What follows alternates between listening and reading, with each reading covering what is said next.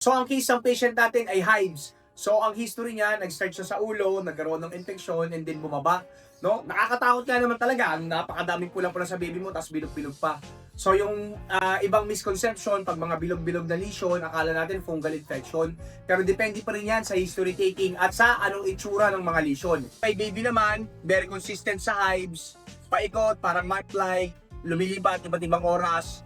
Tapos, pagka pinindot natin, nawawala yung pamumula. So, yun yung mga common signs na hives talaga siya. Siyempre, ang initial treatment dyan ay mga antihistamine lang. So, ang common na tanong, kailan natin gagalingan sa ospital? Either of the three. Pag may isa sa tatlong sinabi ko, dalhin mo na agad sa ospital. Number 1, may any form ng pamamaga.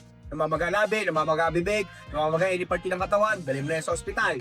Number 2, kapag ang lagnat ay hindi bumababa, mamaya hindi yan hives. Mamaya may other cause ng infection yan. And then number 3, kapag nahihirapan huminga or kapag tutulog-tulog ang inyong anak, dalhin mo na agad yan sa ospital, ha?